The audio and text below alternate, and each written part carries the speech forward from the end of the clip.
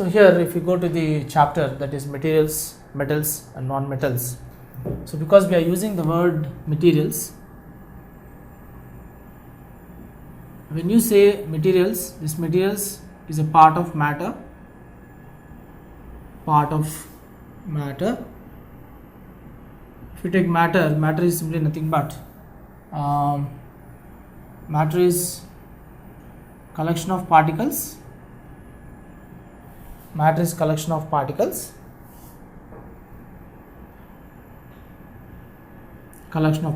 And this matter is based on the physical state. Matter based on the physical state. That is physical state. This matter is classified into solids, liquids and gases. So here, particularly here, according to the chapter that is materials, metals and non-metals, in general, in the language of chemistry, in general, we always say that is, if you go for solids, if you are taking solids, so solids are basically made up of molecules. They may be made up of molecules or atoms.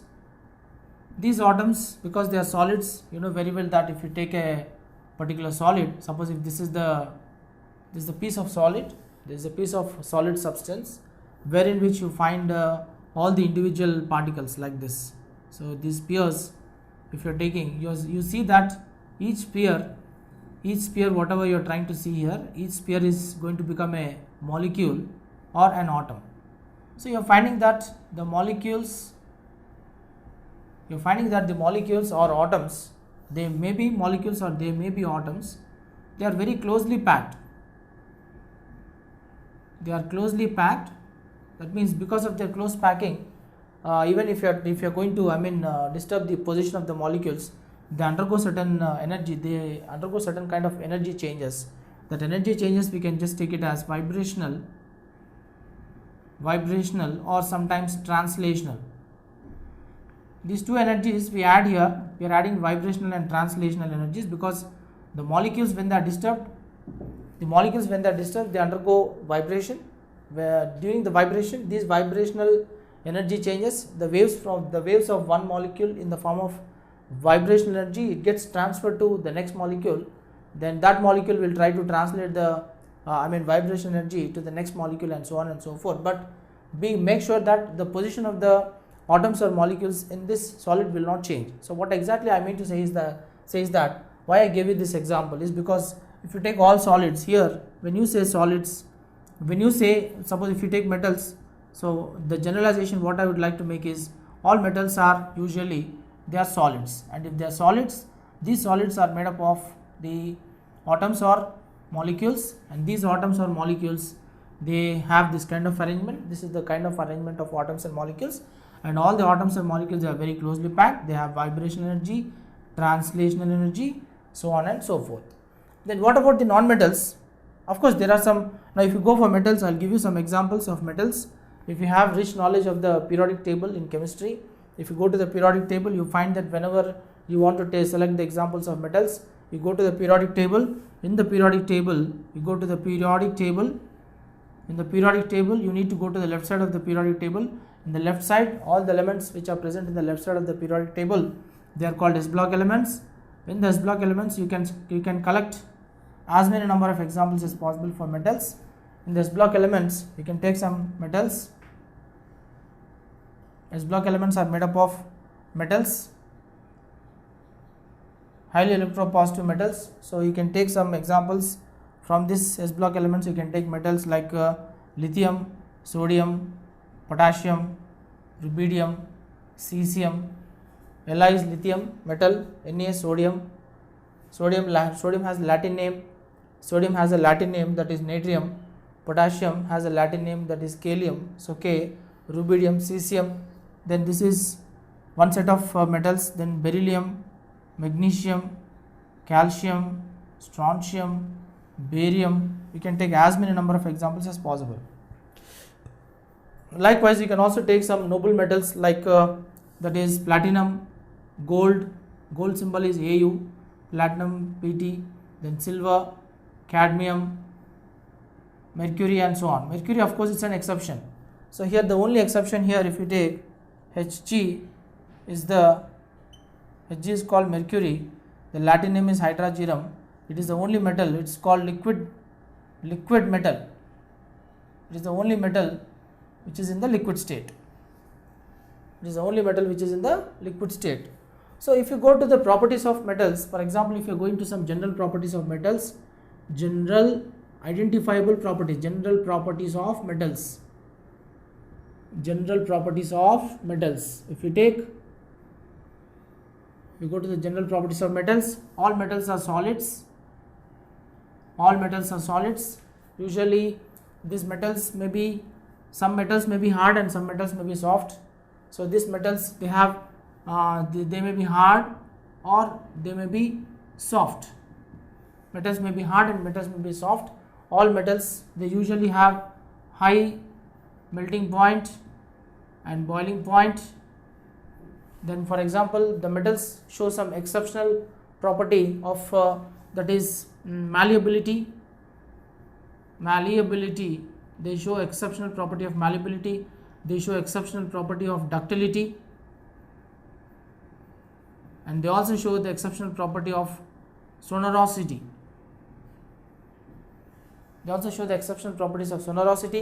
All metals in generally, they are good conductors of electricity. All metals, they are good conductors of electricity, and all metals, they are good conductors of electricity because of the presence of free electrons. So here I am underlining malleability, ductility and sonorosity. If you go for malleability, that is malleability stands for converting a solid surface of the metal to thin sheets. Converting a solid surface to thin sheets is malleability. Then what is ductility? Ductility is after converting solid surface to the thin sheets, these sheets are getting converted to wires. Ductility is converting sheets to wires.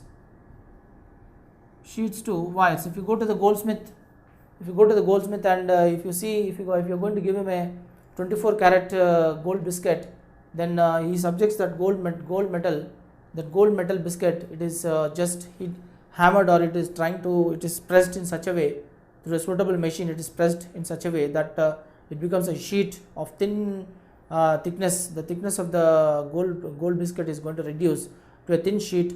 After converting it to thin sheet, then he cuts that thin sheet of gold into fine pieces of wires. Okay, each wire, then again he is going to convert into an ornament. So that we know that's an exact method of converting the solid metal surface to, that is malleable in the form of sheets, and ductility in the form of wires. And you know that these metals they also have sonorosity. Sonorosity is able to, it's just like giving the sound, the high intensity of the sound. Sonorosity reflects high intensity of sound. That means they exhibit very high sound. Not all metals will try to exhibit high sound, but there are few metals where they exhibit high sound. So therefore this particular case you have to remember. For example, if you are taking even high melting point and boiling point also, good conductor, when we say good conductor of electricity, always silver and copper are good conductors of electricity. Then sonorosity means you can take the platinum surface, nickel are the best examples of sonorosity. Then malleability means gold and silver. Silver, you can take platinum also. You can take high melting point and boiling point means again that is sodium, potassium, rubidium. They have high melting point and boiling point. Hard and soft. If you take hard metal, it is platinum. Soft metal, it is sodium. So these are all some of the general characteristics of the metals. And now after studying the metals, let us see what are the kind of chemical reactions which are involved in the metals. So here once again, all metals are solids. Solids contains atoms and molecules. They are very closely packed. they have vibrational and translation energies. If you go to the periodic table, you can identify metals in S block as well as even in D block also.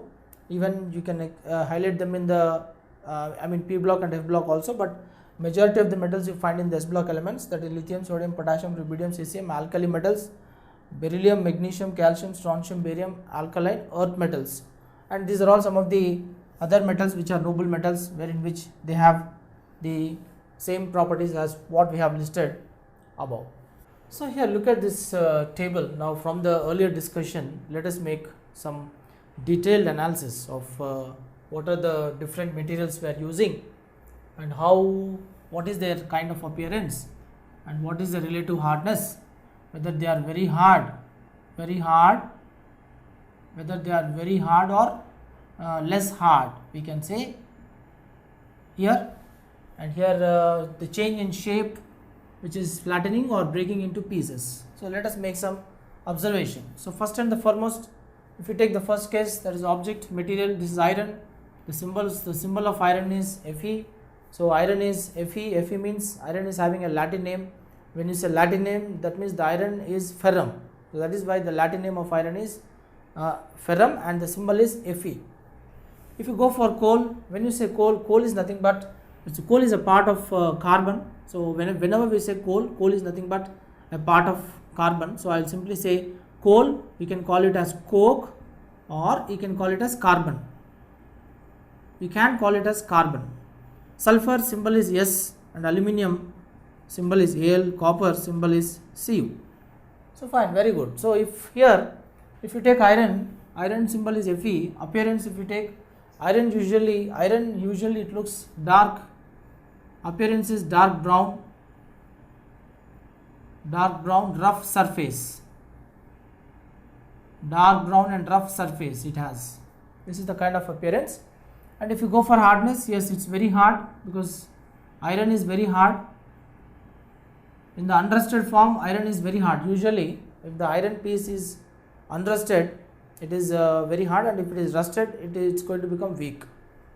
Next, if you go for coal is very brittle. Actually, it appears black with a soft surface. Black with a soft surface. And if you go for hardness, no, it is less hard. It is less hard. Sometimes we can say just by hammering, it's going to become brittle. So less hard, otherwise it can show the brittleness in it. Next, if we go for sulfur, it's just like in the form of needles. It is also, sulfur is black, soft layer, soft needle like appearance. Then you can take hardness. It is less hard. It can easily be broken into pieces. It's less hard, or I can say it is simply, it leads to softness. Then aluminium, if we take, it is grey or white. Aluminium, we can take grey or white color. Then if appearance, it is soft, lustrous. We can add a word, lustrous, shining nature. Lustrous nature is called shining nature. Yes, it's very hard. It's hard. It's not that hard, but it is hard. It's not very hard. It is hard, but it can be shown. It shows the property of malleability. It shows the property of malleability and ductility. We can convert them into thin sheets and wires. If you take thin sheets and wires, and here also iron also, it shows the property of malleability and ductility. It shows ductility. It shows the malleability and ductility. Then copper, if you take copper, generally it is blue in color. You can take copper crystals. If you take sometimes you can take, that is copper crystals. If you take, we can take bluish, or sometimes even green also. They appear green also, green crystals. Then it is that is soft. It appears soft, and if you go for hardness, it is less hard. You can say it is less hard.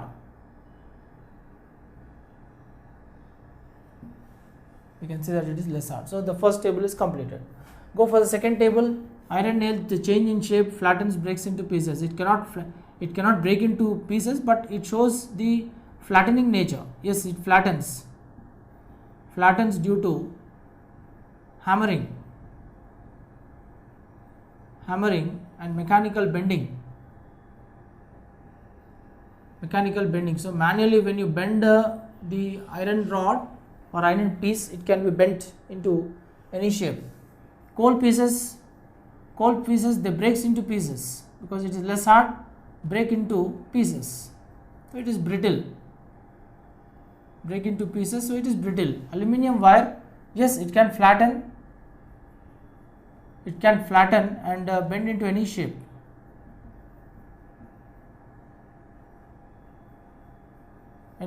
Lead pencil, it's just a powdered form. Actually, lead pencil is nothing but graphite powder of carbon. It is crystalline. Yes, it can break into pieces. This is what you have to understand. Then if you go for iron nail, if you take, yes, it's a good conductor. Iron nail is a good conductor. Then sulfur is a bad conductor. Then coal piece, condition supply. Coal piece means coal contains two allotrophic forms, one is carbon and graphite. If you take coal in the form of graphite, it is good conductor. Graphite is good conductor, but again carbon diamond, allotrophic form of carbon which is diamond, is a bad conductor.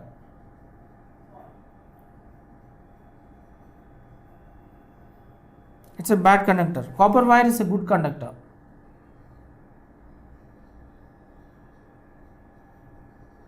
So these are some of the important conclusions where we can make for different pieces, that is iron nail, coal pieces, aluminium wire, lead pencil, copper, aluminium, sulfur, iron, coal, everything. So based on this we can come to one conclusion. Chemical properties of metals.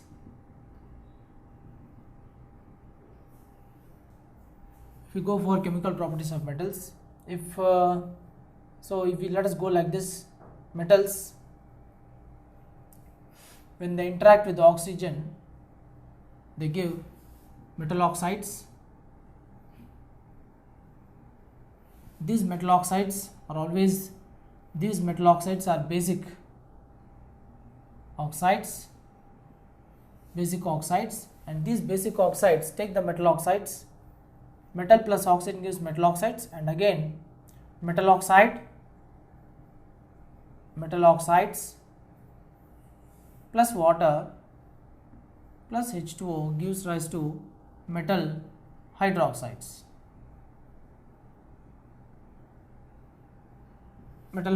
So these have become completely bases or alkalis.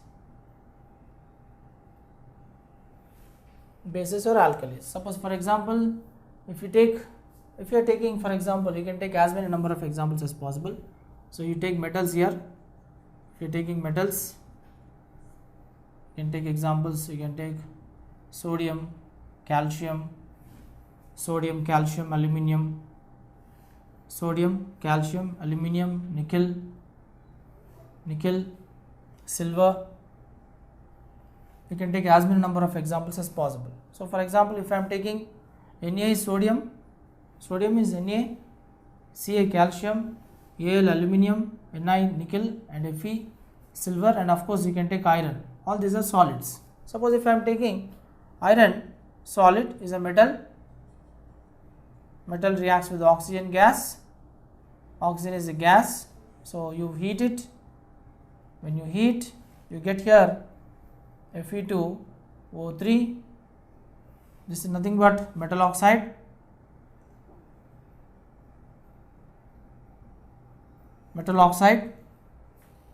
Fe2O3 metal oxide. This metal oxide is nothing but ferric oxide. ferric oxide, it's a solid. So take this ferric oxide, balance the equation, because there are 3 oxygens, take 3 here, mark 3 here, and there are 6 oxygens are there. In the reactant side we have 6 oxygens, that's why you mark 2 here. Number of oxygens are balanced, there are 2 2s are 4 irons, so take 4 over here. That means the reaction is balanced. After balancing the reaction, take the metal oxide, Fe2O3 solid, when reacts with water, it gives ferric hydroxide. FeOH taken thrice, ferric hydroxide, water is a liquid, so this is going to become the aqueous, AQ. AQ means aqueous, means the bases are dissolved in water. So balance the equation.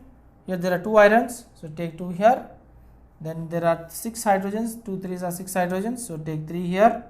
Reaction is balanced. So therefore metal oxide is converted to metal hydroxide. Metal oxide is converted to metal hydroxide. So this is going to become ferric hydroxide. Ferric hydroxide, it is a base. It is a base or alkali, ferric hydroxide. So in this way we can carry out more and more number of reactions. This is example 1. This is example 1. Example 1. This is example 2, ferric oxide.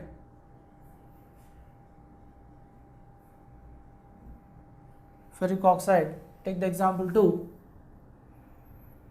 Sodium solid reacts with the oxygen gas, gives rise to sodium monoxide, Na2O, solid. Sodium monoxide. Sodium monoxide. So take this sodium monoxide, balance the equation. There are 2 sodiums, there is 1 oxygen, so take 2 here. Number of oxygens are balanced. Then there are 4 sodiums, so take 4 over here. So take the sodium oxide, solid, and you add it in water, liquid, gives rise to NaOH, aqueous. NaOH aqueous. So again we have to dry it up, we will get a solid here. So you just dry it, drying it, when you dry you get NaOH solid. So this NaOH solid, we call it as sodium hydroxide. We call this as sodium hydroxide, which is a base, and we can also call this as caustic soda. Caustic soda, the other name for the sodium hydroxide is caustic soda. So from this it is very clear that of course you need to balance the equation. Take 2 here, the reaction is balanced. So from these 2 equations, it is now we can come to the conclusion that metal oxides when they are hydrolyzed, they give metal hydroxides. These metal hydroxides, they are bases. So bases, if you take the litmus action, all bases converts. Very important point, bases always convert red litmus paper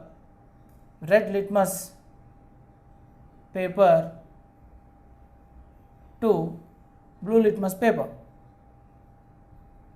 They convert litmus paper red to red litmus paper blue. For example, I am taking one small experiment. You take one test tube. In this test tube you fill all the rusted iron pieces. This is a small test tube.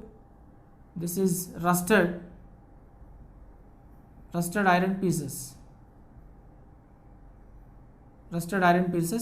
Add some water into it.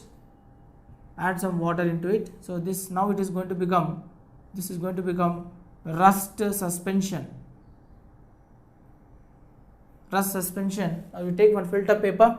For this rust suspension, you soak one filter paper like this, litmus paper. Soak the litmus paper. This litmus paper is red actually. This red will change to blue. Indicates that this is the property of, this is a small activity to prove that all bases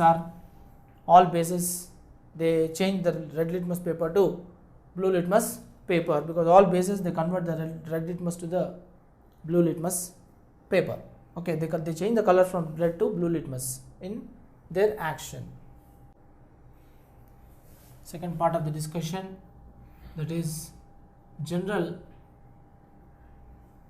properties of non-metals.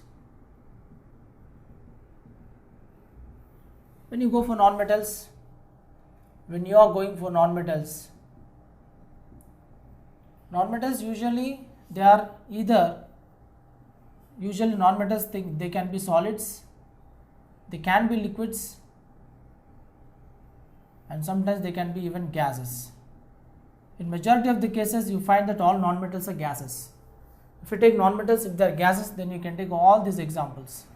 You can take H2 is a gas, O2 is a gas, hydrogen is a non-metal, oxygen is a non-metal, but both of them they are in the molecular form. N2 is a gas, N2 is a gas. Then you can take as many number of examples. Chlorine molecule is a gas. Number of examples you can take in the gaseous form. Then if you go for liquids, the only example of liquid is bromine molecule. It's a bromine is Br2 is a liquid non-metal. This is liquid non-metal. It is the only element which is a non-metal which is in the liquid state. If you go for solids, you can take as many number of examples. Carbon is a non-metal, sulfur is a non-metal, phosphorus is a non-metal. Then you can take carbon, sulfur. You can take carbon and sulfur are non-metals. Phosphorus is a non-metal. Then you can take fluorine, oxygen, sulfur, selenium. Okay.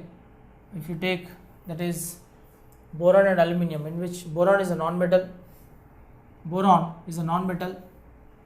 Carbon is a non-metal, sulfur is a non-metal, phosphorus is a non-metal, boron is a non-metal. If you go for the periodic table, boron family, first element is non-metal. Carbon family, first element is carbon is non-metal, sulfur is non-metal, phosphorus is non-metal, fluorine, chlorine, bromine, iodine. Iodine, of course, iodine is a sublime solid, but still you can take, it's a sublime solid, but you need not include that. So these are the best examples of non-metals. Here you can understand that here C stands for, C is carbon, S is sulfur, P phosphorus, B boron. All these are non-metal solids. So if you go to the properties, all non-metals, so all non-metals are poor conductors of heat and electricity, but one exception is there. If you take exception, you take carbon is a non-metal, carbon graphite. Graphite is a crystalline allotrope of carbon, but it is a good conductor of electricity because it contains free electrons. This you learn it in higher classes, but right now you remember that. Then all non-metals they do not show any of these properties. They do not show any of malleability or ductility. They do not show any of this malleability or ductility or sonorous nature or lustrous nature. They don't have any of these properties. Usually all non-metals they have low melting points and boiling points. In general they are soft, and they have soft, weak inter-atomic forces. That is why they have low melting points and boiling points, all covalent molecules. All non-metals. So here all non-metals Non-metals, when they react with oxygen, they give non-metal oxides. All non-metals, when they react with oxygen, they give non-metal oxides, and these non-metal oxides again, when they are dissolved in water, when they are hydrolyzed, they give acids. So we can say that, so therefore we can come to one conclusion that, so all non-metal oxides are therefore, all non-metal oxides are acidic in nature.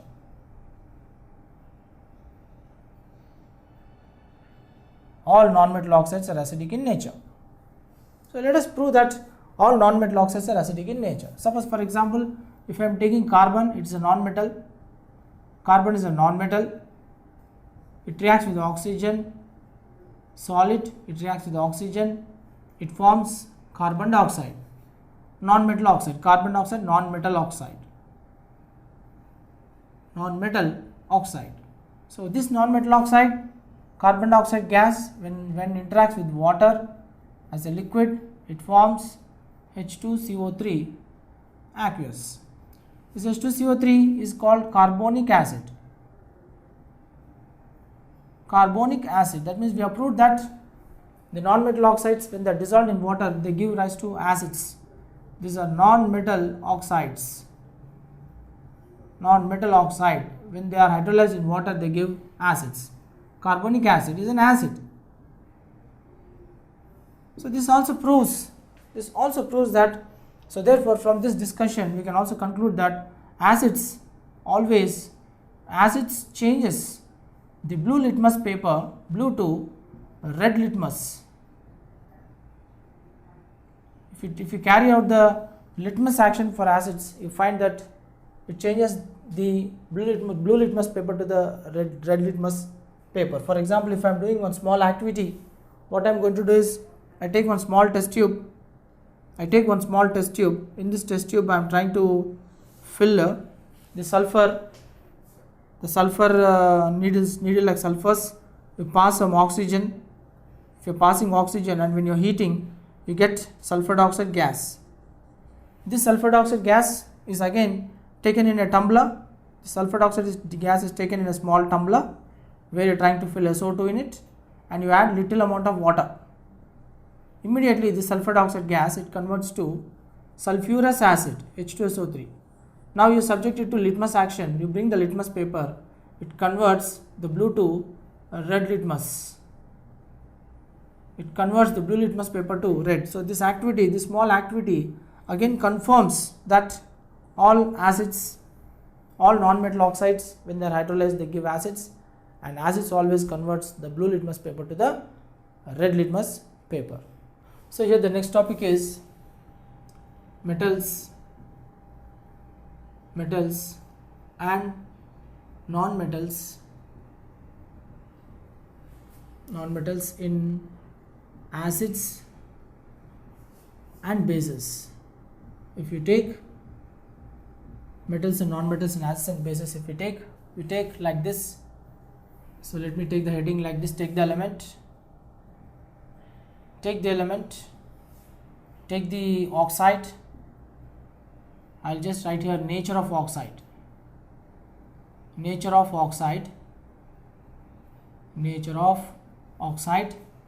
then acid or base, then acid or a base. Suppose, for example, suppose I am just taking it like this here, whether it is acid or base we have to find out. So suppose if I am taking, for example, if I am taking calcium, if the element is calcium, this element, and whether it is metal or non-metal also we have to highlight it. Element, metal, I am including that also, metal, non-metal,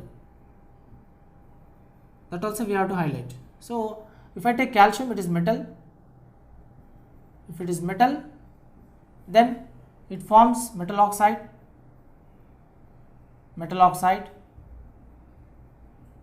Then what is the base? Because all metal oxides are basic.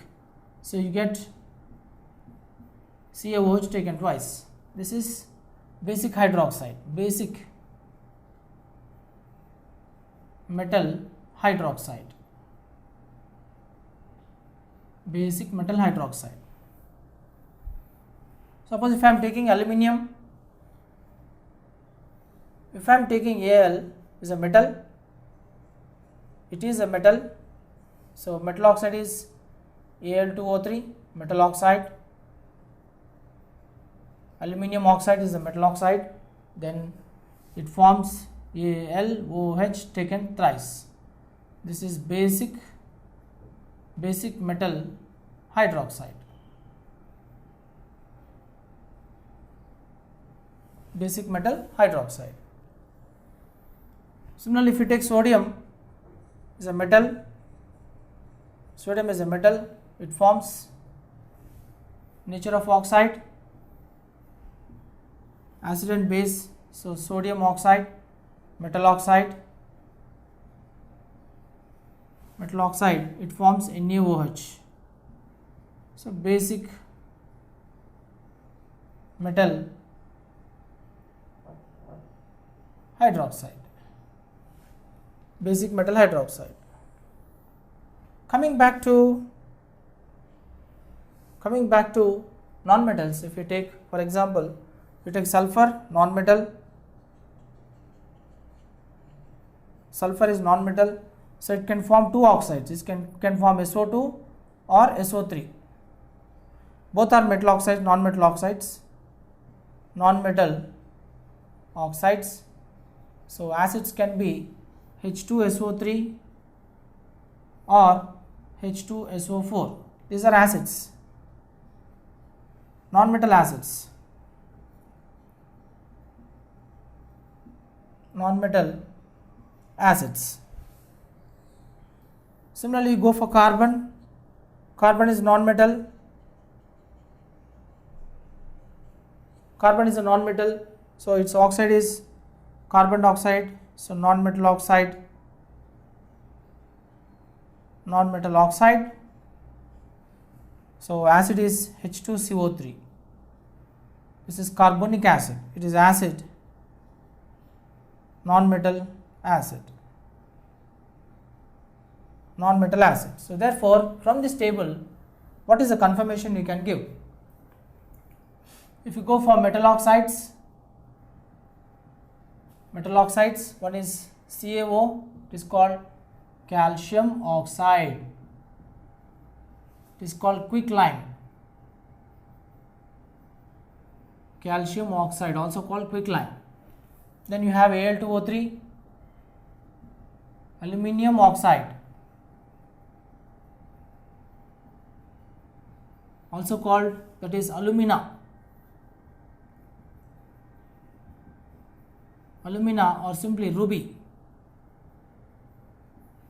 Then you go for Na2O, sodium monoxide. Sodium monoxide. Then SO2, sulfur dioxide. SO3, sulfur trioxide. Sulfur trioxide.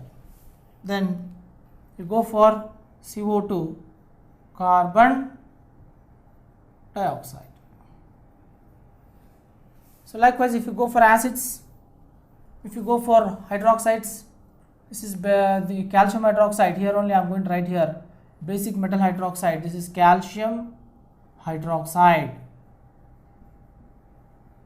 Calcium hydroxide. This is aluminium hydroxide. Aluminium hydroxide. Aluminium hydroxide. This is sodium hydroxide. Sodium hydroxide. Sodium hydroxide. Sulfurous acid. If you go for H2SO3, I am just writing separately. H2SO3 is called sulfurous acid. H2SO4 is sulfuric acid. H2CO3 is carbonic acid.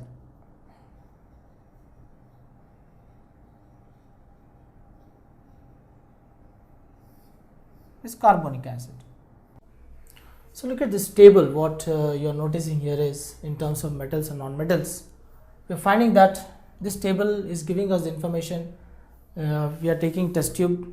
We are taking some different test tubes and we are labeling them as A, B, C, D, E and F.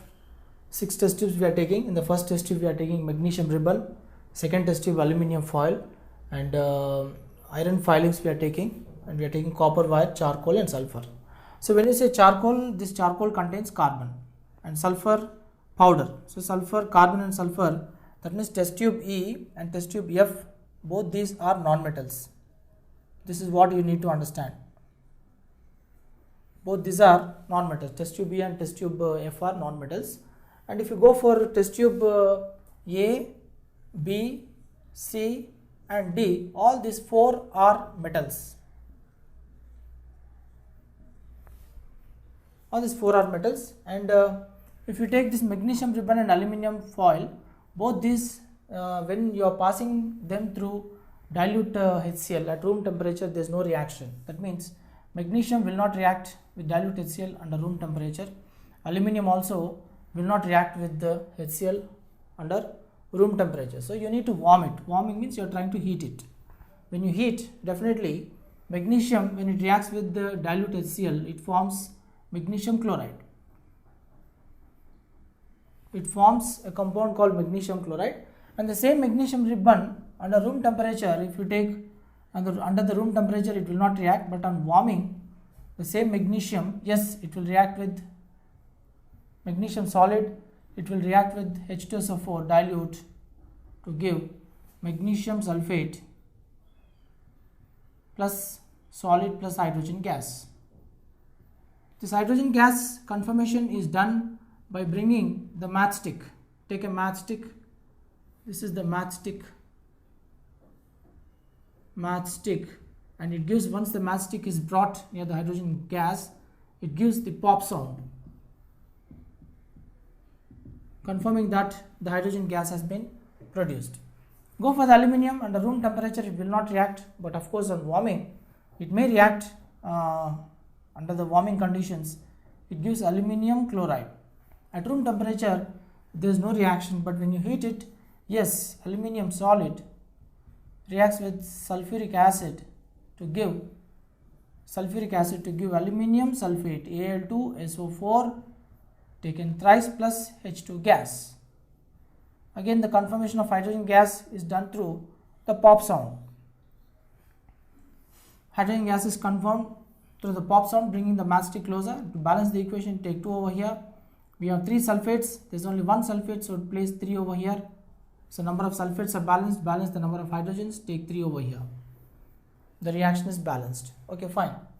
Go for iron filings. At room temperature, iron filings will not react with the HCl, but on warming it can form ferric chloride, FeCl3. Again at room temperature it may not react at all, and it can react with ferrous sulfate. Iron solid reacts with H2SO4 to give ferrous sulfate. This is dilute, this is also dilute, this is also dilute. So this is in the aqueous state.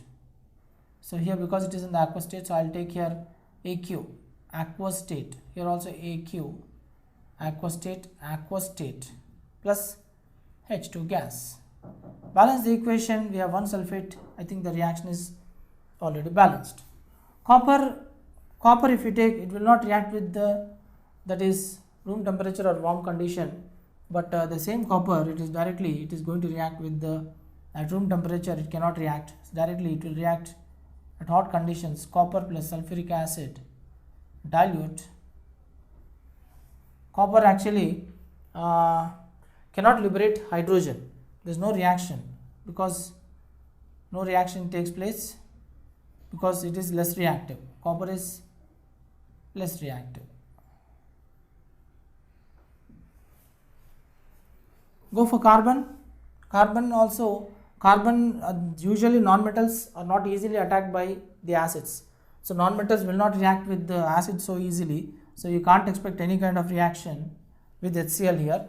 And here at room temperature also they are not going to react. But of course, carbon can react with the carbon, also cannot be attacked by the acids so easily.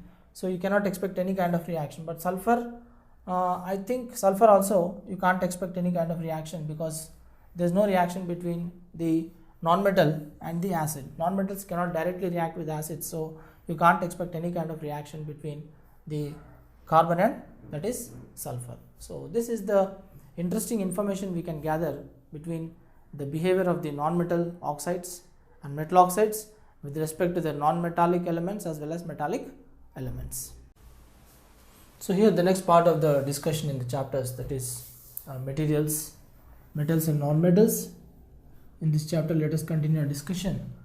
Here you are able to see we are trying to do one activity for the sake of the reactivity of metals. When we are going for the reactivity of metals, you can see all the observations. You are taking 5 test tubes, like test tube 1, you can see A, B, C, D and F. Imagine that this is test tube 1, test tube A, test tube B, test tube B, this is test tube C, test tube D, and this is test tube E, test tube F. So what we are noticing here is, like before going to the observation of the experiments in test tube A, B, C and D, what we have to notice here is, let us study something about the reactivity series. You can see some group of metals here, that is, you can see the metals. For example, if you are going for all, these are all metals. For example, K is potassium. K stands for the metal potassium. The symbol is K because it has Latin name kalium. And the next one is sodium. Again the Latin name is natrium, so the symbol is Na. Then go for calcium, symbol is Ca. Go for magnesium, it is Mg. Then it's aluminium, symbol is Al. Zn is zinc. Fe, that is iron. This is lead, plumbus. Then of course this hydrogen is a reference element, or we can call it as reference electrode actually.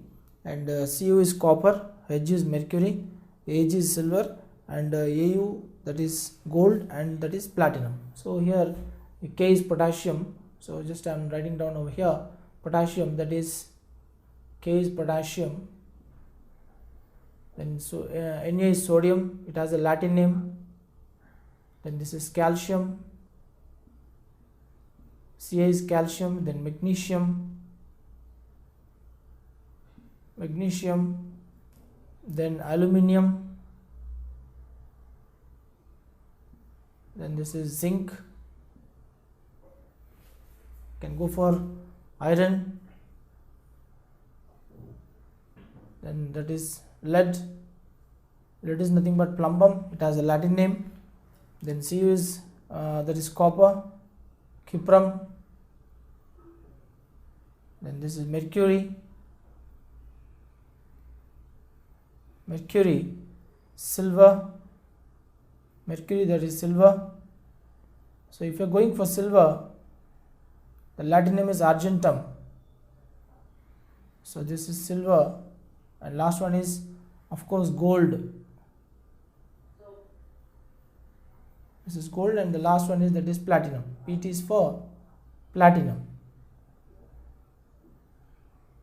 So what you are noticing here is, you are finding that as you are moving from the bottommost region to the topmost region of the reactivity series, this is called reactivity series, you are finding that if you take this reference element, that's why I have given you one reference element, you can see some set of metals placed below the hydrogen in the reactivity series, and some set of metals they are present above the hydrogen in the reactivity series. In general, the metals which are lighter and more electropositive, all metals are in fact electropositive, but you find that the lighter metals are always more electropositive, and more is the electropositivity of the lighter metals, the more is the reactivity of those metals, because these metals they have the high reducing power in the sense they have the lowest standard reduction potential in the reactivity series based on the electropositivity and their lighter nature. We can say that they are more reactive. So here if you're going to, in particularly if you select the top 4 metals, for example, this top 4 metals, they belong to S block of the periodic table. S block means we can say alkali metals and alkaline earth metals, alkali and alkaline earth metals, alkali and alkaline earth metals. So these metals, they are more reactive because of their lighter nature. But as you're coming down the group, you're finding some precious metals like silver, gold and platinum. Silver, gold and platinum, these are precious metals. For example, silver, gold and platinum, these are noble metals. Noble metals, they are chemically inert. Chemically, these metals are inert and they are chemically unreactive. Chemically, these metals are unreactive.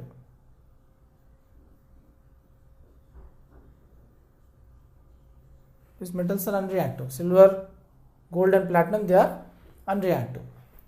So based on this, I can say the most reactive metal, the highly reactive metal is potassium, for example. This is highly reactive metal.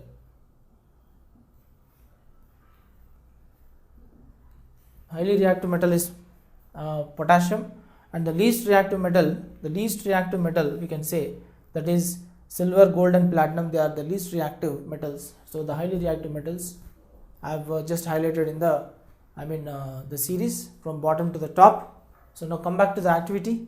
When you are going to the activity, if you carefully observe, you take a beaker, and in this beaker you take a test tube. First test tube you take, in the test tube you take 5 to 10 ml of copper sulfate solution. In that you add zinc granules. When you add zinc granules, initially before adding the zinc to the copper sulfate solution, the copper sulfate was bluish in color, and once the zinc granules are added and you just do a small heating, mild heating, just little amount of heating if you do, immediately you find that the copper sulfate changes to zinc sulfate, and the copper, here what is happening here is, zinc is a reactive metal. Because it is reactive metal, it is reducing, this copper sulfate solution contains cupric ions in it. Contains cupric ions. These cupric ions are getting reduced to copper. That is why you can see the change in the color of the copper sulfate solution from blue to red here. So this is most reactive metals. Zinc is the most reactive metal, and zinc is placed. What is the observation you are finding? Why there is a reaction between the copper sulfate and zinc? If you carefully observe, you are finding that the zinc is placed above the hydrogen in the reactivity series, and the copper is placed below the hydrogen in the reactivity series. The metal which is placed above the hydrogen in the reactivity series is more reactive, so more reactive metal can displace the less reactive metal. But if you take a less reactive metal, if you are going to add a less reactive metal to a more reactive salt solution, then there won't be any reaction and there won't be any color change. So therefore, first activity or first experiment is over. First test of analysis is completed. Go for the second case, test tube B. In the B test tube, take the copper sulfate solution. If you are taking copper sulfate in the test tube B and you are adding the iron filings, here we call it as iron filings, and here zinc granules. These are zinc granules. Again, what is happening?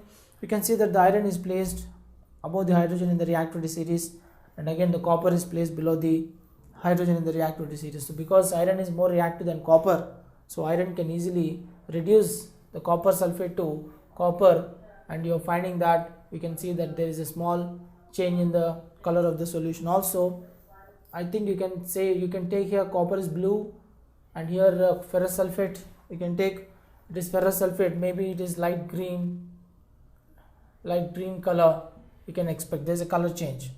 So if you go for test tube C, D and E, in these three cases you are finding that zinc sulfate, when it is treated with copper, the zinc which is present in the zinc sulfate is more reactive metal, but the copper which you are adding externally into the zinc sulfate solution which you are adding into the test tube, this copper is a less reactive metal. So less reactive metal will not reduce the metal ion of the salt solution to its metal. That's why you can find that there is no reaction. So here only I would like to highlight that that is copper is less reactive. Copper is less reactive than zinc of zinc sulfate. That is the reason why there is no reaction here. Again, when you go for ferrous sulfate also, if you are adding copper to ferrous sulfate, again there is no reaction because of the same reason. Again, copper is less reactive. Copper is a less reactive metal. Copper is less reactive metal than iron of ferrous sulfate. One more reason, the same reason you can apply. Again, the iron when it is treated with the zinc sulfate, no, it is not. Even iron when you take in terms of zinc sulfate also, in fact both are placed above the hydrogen, but still iron is placed below the zinc, because iron metal is placed below the zinc metal. So any metal which is placed below the given reactive metal, between zinc and iron is less reactive metal and zinc is more reactive metal. Still iron cannot replace the zinc. That's why you can see that reactivity, that is iron is less reactive than zinc. That's why there is no reaction. But however, if you take in the last case, yes, if you take zinc granules when you add for ferrous sulfate, it is light green color. So it is light green color. Here you can see the change of the color. Light green color, the zinc granules will go to the ferrous sulfate solution and it replaces the less reactive metal, that is iron, and the solution becomes colorless. So in this way we can very clearly understand the reactivity of metals, which metal is more reactive, which metal is less reactive. So the more reactive metal always can displace the less reactive metal ions from its solution, but less reactive metal cannot displace the metal ion from its salt solution, is what we have to conclude from this discussion of the five test tubes with five different salts, metal salt solution, and for that we are adding different metals. So more reactive metal can displace less reactive metal, but less reactive metal cannot displace the more reactive metals from the reactivity series. From the reactivity series, it is very clearly confirmed that only more reactive metals can displace the less reactive metal ions from its salt solution. So here one question I would like to give you. It is, you take a test tube and here you take, in this test tube you take NaOH and you dilute it with water, add sufficient amount of water, and you add the aluminium foil or piece of aluminium, and just you try to heat it, little amount of heating is done. So what is the kind of product you are expecting? This is an experiment. Just we are trying to do the kind of experiment here. Here what we are noticing here is, that means base is diluted with water, then we are trying to add aluminium. Aluminium is the electropositive metal, so that means minimum common sense says that aluminium is a solid. We are taking NaOH. NaOH is caustic soda, it's a base, it's an alkali, caustic soda, solid, plus here water, liquid. So all three together they will interact and you are going to get a new product which we call it as NaAlO2 plus H2 gas. NaAlO2 plus H2 gas. So this, if you want to balance the equation, take 2 over here and take 2 over here and take 2 over here. The number of oxygens are balanced. 2 oxygens plus 2 oxygens, 4 oxygens, 2 2s are 4 oxygens, 2 sodiums are there, 2 sodiums, 2 aluminiums. So here take 2 aluminiums, everything is balanced. Balance the number of hydrogens. Take 3 here, take 2 here, take 2 here, 2 and 2. That means we are finding that here hydrogen gas is obtained. So if you bring this hydrogen gas, if you bring the burning splinter, it gives a pop sound. The hydrogen gas is evaluated in the form of pop sound when burning splinter is brought to the hydrogen. So it is confirmed that aluminum is a metal. When it reacts with the base, it forms a salt. We call the salt as sodium meta-aluminate. sodium meta-aluminate. So here let us just continue with the next part of the question here. Let us discuss these questions. What happens when dilute sulfuric acid is poured in copper plate and iron nails? First question is dilute sulfuric acid is poured in copper plate and iron nails when placed in copper sulfate solution. Second question, charcoal is burnt, the gas is collected, find the nature of the gas. And the last one, gold ornaments when polished loses weight. Why? So if you go to the first part of the question,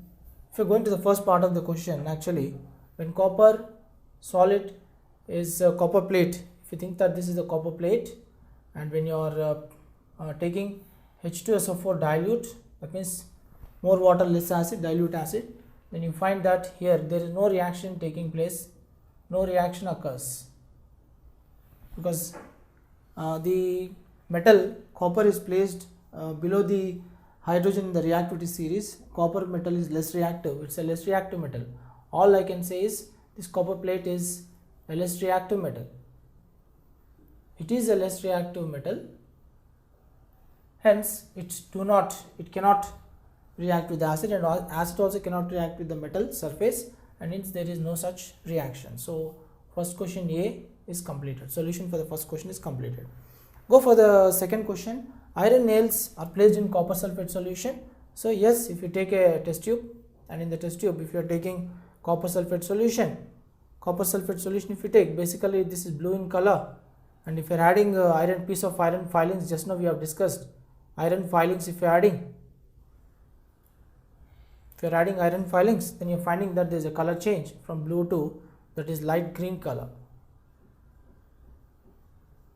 Light green color is subjected, and here what is happening here is write the necessary equation. Copper sulfate plus iron, copper sulfate aqueous means dissolving in water, iron is a solid, so you get ferrous sulfate aqueous plus that is copper solid. That means you can see the color change here. This is blue color and this is light green color. This is light green color,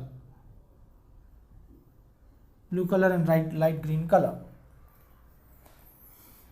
Charcoal is burnt in a gas. Charcoal is burnt, it's subjected to combustion. So immediately charcoal means it's nothing but charcoal means it is carbon. So take this carbon solid and you heat it by passing oxygen. By heating it, you find that it gives carbon dioxide gas. This carbon dioxide gas, it is acidic oxide. The gas obtained is acidic oxide. So this you can take it as carbon dioxide gas when dissolved in water, it gives carbonic acid, H2CO3.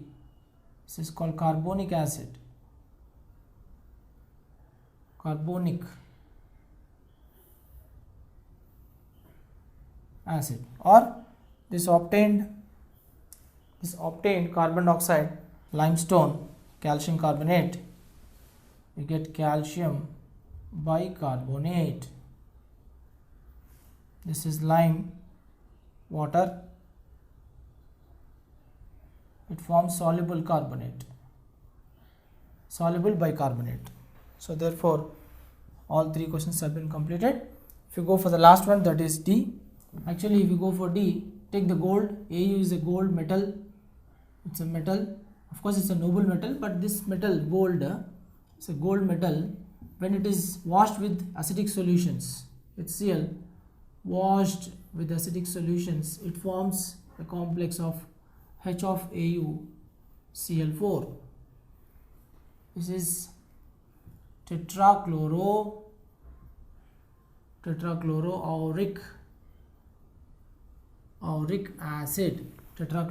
acid. So that means gold actually dissolves.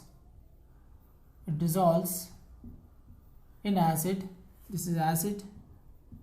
So therefore it is going to lose some weight. When it is dissolving, the gold solution has to lose its mass or weight. That's why we can say gold ornaments when polishes slightly they lose weight.